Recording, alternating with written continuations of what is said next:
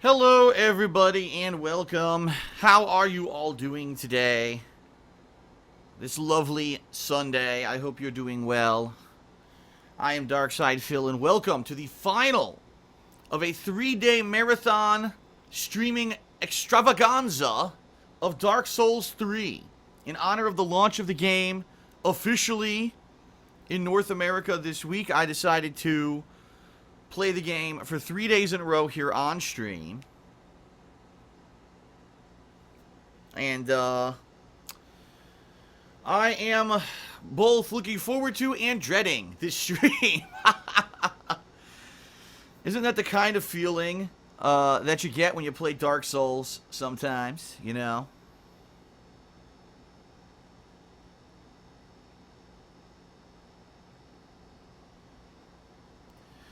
Yes. If you were here yesterday or you watched the videos on YouTube, you know what happened. Come on now. I had some good advancement. I went back, first of all, backtracked, found a bunch of items that I had missed. And then we went into a brand new area, a secret area, which is reminiscent of the beginning of the game. In fact, it is the beginning of the game, only there's no light at all. And I got to a boss that whooped my fucking ass for over an hour. And I'm really hoping that I can tackle him today. I don't know. Basically, here's the deal. Here's what happened. Yesterday, I fought this boss for an hour. Could not fucking beat this boss. Now, I'm not going to let this defeat me. I'm going to keep playing the game regardless, okay? However, everyone under the sun has messaged me in the past day trying to give me advice on this boss. And quite frankly, even though everyone has the best intentions, it seems that the advice is quite hilarious. One person on my forums says that he steamrolled the boss. Oh yeah, he also steamrolled the Pontiff boss, but he's using a Dark Sword +9. A sword that's a rare drop that only happens randomly. It's not like you find it in the game. And he's hitting bosses for over 400 damage a hit. So I'm pretty sure I know why he's steamrolling the game. Oh, by the way, I need more batteries for my controller. I will do that before we resume here today. Other people have said, well, you need to upgrade your shield. You need to infuse it with a gem to get more stability so when you're blocking against this boss, he doesn't stun lock you. And you can actually get out of the way and not take damage. Other people are saying, don't use the shield at all. You should just be rolling. Roll the whole fight. Even though earlier in the game I attempted to do that, a la Bloodborne, and was told, Phil, you're playing the game completely wrong. That's not how you play Dark Souls. That's how you play Bloodborne. You have a shield. You should use it. So, I've gotten tons of advice, all of which is completely contradictory. It seems like most people who kill this boss, they do one of two things. They either steamroll it because they have high-level ass equipment that does tons of fucking damage to it, so they actually don't fight him mano a mano for very long, or they summon. That seems to be the two ways to kill things. I don't know what to do. I'm kind of on the fence about what I should do here, fighting this goddamned boss. So, I don't know. What I might do, before I even tackle the boss, in the stream is go back to Firelink and mess around, look at other weapons and stuff. I don't know. I just don't know. I don't know what's going on and how I'm going to beat this guy, but I'm going to beat him. The bottom line is this boss is optional, from what I'm to understand. And there's plenty of other stuff to do in the game. I got the whole Lothric Castle to investigate, and there's a whole optional secret area to go to as well before I get to the end of the game.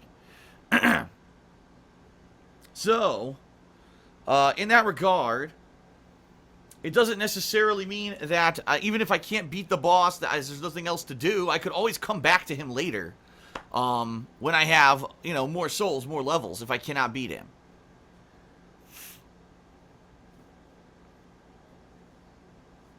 So we shall see. We shall see what happens with today's stream. Now, I just want to let everyone know, just because today is the final day of the 3-day marathon of Dark Souls this week, it does not mean that Dark Souls is going away. Absolutely not, alright?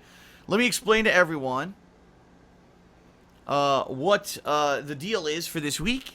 I'm going to be doing the weekend preview tonight where I will break this down in much more detail. But here's the deal for this week. Okay? First off, tonight the weekend preview.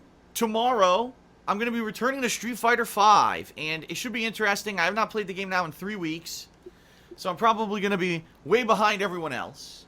As you know, the only characters I've really had much fun playing with recently are Zangief and Rashid. Although I haven't really played the game in so long, I don't even know how I would do with those characters. And Alex is the new DLC character, but I only played with him, one session and never really went back, and I haven't seen anyone even play the game in 3 weeks, so this could be quite interesting tomorrow to see how I do in Street Fighter V. Well, I want to play it. I haven't played it in, like I said, 3 weeks, and I'm craving a fighting game. So that'll be tomorrow. Tomorrow night, off stream, I'm planning to complete Ratchet and Clank. At this point, I'm near the very end of the game from what I'm to understand. I think there's only like 1 to 2 more worlds to complete, and I'd like to wrap that up so that we have that playthrough in the bag. I know not too many people are following that playthrough anyway, but I enjoyed playing it, even though it is pretty much the same game that I played 4 years ago. I'm still enjoying it, and I think it's a solid entry and a fun playthrough, so I hope you'll check that out. Tuesday, I'll be doing Call of Duty, Black Ops 3, Zombies, and multiplayer. There's a new expansion coming out for Black Ops 3, and as you know, I have that game, and I bought the Season Pass. I love the zombie co-op maps.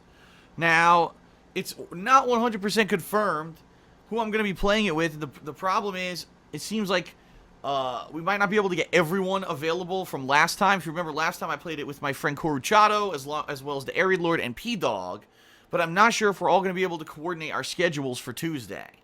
I'm working on it. It's a possibility, but it might not 100% happen. Worst case scenario, we should at least have 3 people doing co-op, but I don't know if we're going to have a full 4, okay? I'm working on it. We'll see. I'm hoping for the best. I really enjoyed doing it last time, and I really want to do it again, 4-player co-op, but I don't know if it's going to be possible. We'll see. But I really enjoy the zombie maps. They're really fun. And so that'll be Tuesday's stream during the day, and then Tuesday night I'll be checking out the new multiplayer maps just to investigate them and see what exactly they are, okay? Wednesday, I'll be returning to Dark Souls 3. Okay, so Wednesday will be the return of Dark Souls 3 after 2 days away. It'll be here live on stream. And then probably Wednesday night, I'll be doing, just like I did with the last zombie expansion for Call of Duty, I'll probably be doing a impressions/review video on the zombie expansion for Call of Duty. Okay? That'll be going live on KO Gaming. Thursday is kind of up in the air. I'm probably going to end up doing Dark Souls 3 again on Thursday. Reason being is because Friday Star Fox Zero releases. Okay? So yeah, Star Fox Zero for the Wii U. I'm looking forward to it, even though I've heard a lot about gyroscopic motion controls, which I'm not looking forward to. I'll be honest with you. I'm really not looking forward to that at all. But outside of the gyroscopic motion controls, I really love Star Fox. Star Fox was one of my favorite Nintendo 64 games of all time. And there has not been an official Star Fox on a home console. There's been one on a handheld, I think. But there's never been one on a home console since the Nintendo 64, right? So I'm very much looking forward to the revival of the series this coming Friday. And so that weekend of Saturday, Sunday, next weekend, will be a balance probably between more Star Fox and more Dark Souls 3 until I beat the game of Dark Souls 3. It's looking like, from what everyone's telling me, that I am close to the end of the game. You know, arguably, if I actually just pushed forward, I could probably beat the game in 1 to 2 more streams. But I want to do all of the optional stuff. I want to beat this fucking boss that's defeated me a million times, okay? I want to do the optional dungeon that I now know how to access. I want to try to do all that stuff before I beat the game because, let's face it, it's the final Dark Souls. It's a send-off to this series. And it's time to tie up loose ends, wrap it up, and do all the fun stuff. So I definitely want to try to do everything in the game, okay? And then next week is going to be insane. Next week, You've got a God of War 4 beta. You've got the final episode of The Walking Dead Michonne. You've got the new episode of Hitman. Ask the King is returning. I'm doing a Blizzard marathon. That week is going to be non-stop crazy stuff. So, it would be pretty interesting to see what happens that final week of April and how everything turns out, because I'm going to have a lot of stuff to cover. That's why I'm hoping I can kind of beat Dark Souls 3 before then. But if not, worst case scenario, the first week of May is also kind of slow. The only real big release that week is the Overwatch beta and Battleborn, and quite honestly, no one really enjoyed watching me play Battleborn. So I don't know if I'm going to get it. I might just skip it completely. I enjoyed playing it, but it certainly isn't anything revolutionary. Again, it seems like one of those games that you need to be doing it cooperatively with other people constantly, like a group of friends, in order to get maximum enjoyment out of it. And so I'm on the fence about that. So that's kind of a rough idea of what you can expect for the next several weeks, FYI. Outside of that, I got a new phone yesterday. I had to. Because, oh,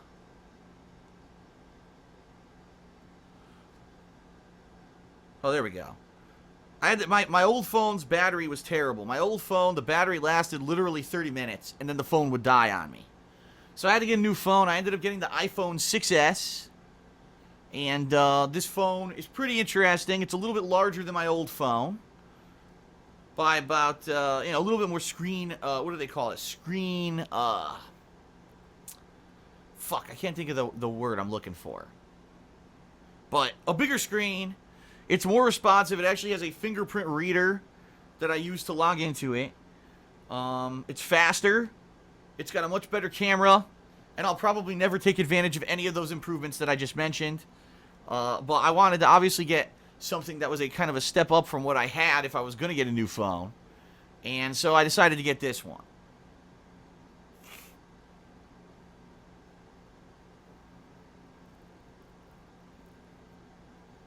So we shall see in time how the phone works out. In fact, what I might do is after having the phone for about a week, maybe I'll do a video about it, about what I like and what I dislike about it.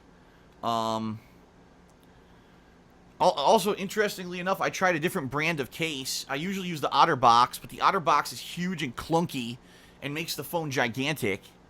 And I ended up getting a thinner case called a Pelican case that seems pretty durable. And, I don't know. I'm not into phones. Let me put it that way. I'm not a phone aficionado. A lot of people were trying to sell me on a Droid. But I was like, I already know the iPhone. I already know, I already know all about the iOS operating system. I already have an iPad that I still use. And to have to kind of relearn everything to go to a freaking Android, I didn't really care. The other thing is there are some apps and things that I use that apparently run much better on iOS than they do on Android, from what I'm to understand. So I was kind of like, well, I guess I'll just go with what's working for me. Go with what I'm familiar with. I didn't want to get a new phone, but when you have a 30-minute battery life, sometimes you're forced into these kinds of decisions. I would have much rather preferred to just keep my old one, but it is what it is, I guess.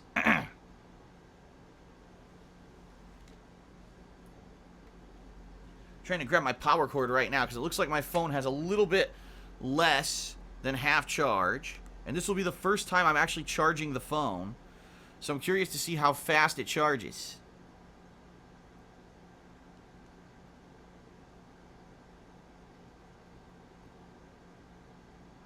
There we go. Well, we'll find out because I just plugged it in.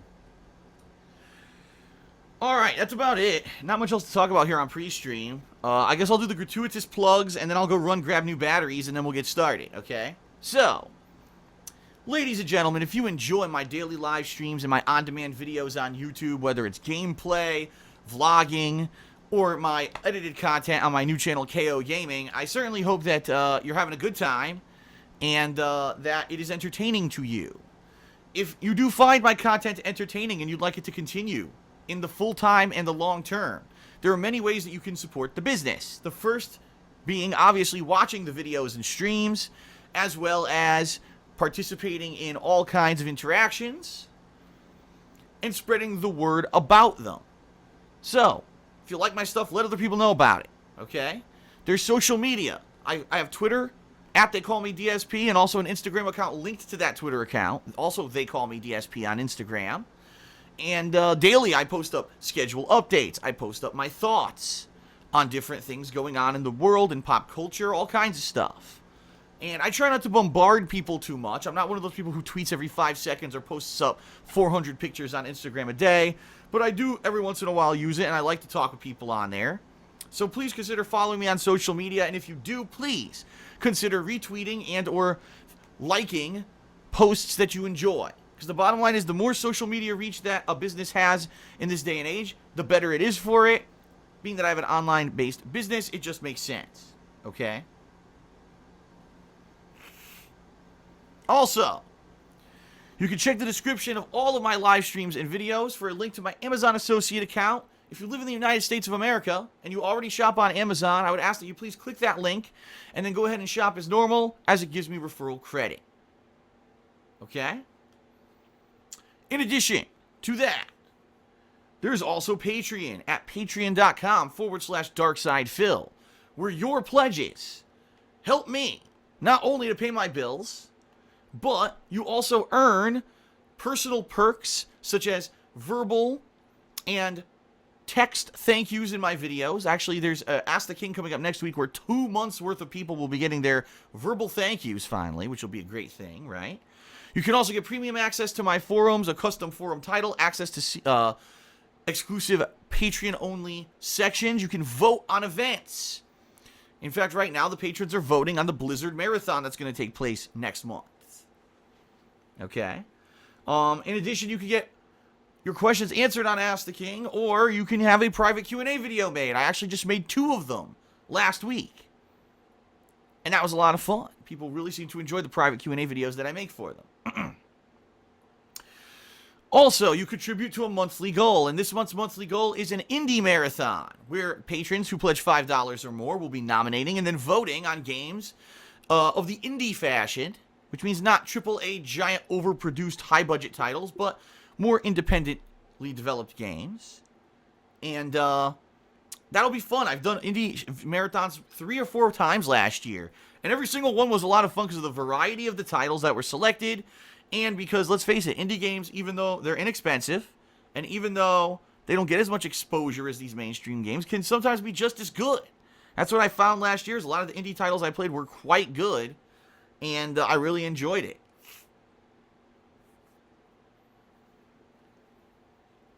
So, please consider pledging to Patreon at patreon.com/DarksidePhil. If you want to contribute for this month, you've got a good 13 days left, so a little under 2 weeks left in the month. But I would certainly like to get a head start on that goal, because traditionally what happens is people who did larger pledges last month will lower them at the end of the month. And right now it shows that we've hit the goal. Chances are we're going to have a significantly decreased number of pledges by the end of the month due to people lowering their pledge amounts. So please consider pledging if you have not.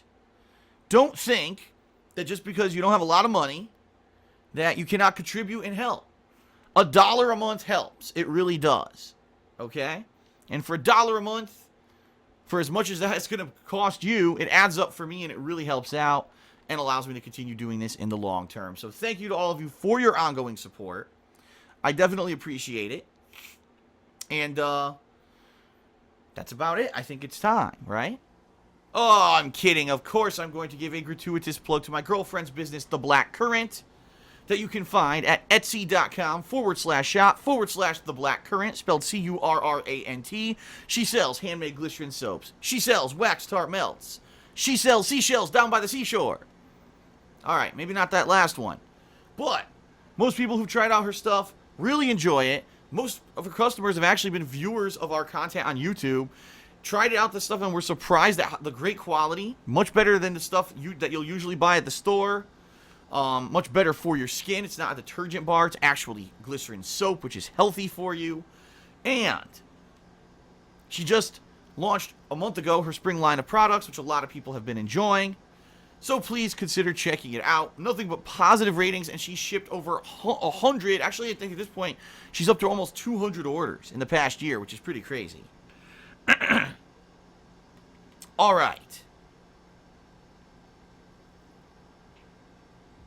So, I'd like to say thank you to all of you for putting up with the gratuitous plug segment. I appreciate it. I think it's time to start with Dark Souls 3. What do you think? I think so. I think the game's going to whoop my ass again today, but let's see what I can do, all right? All right, fair enough. Let's begin.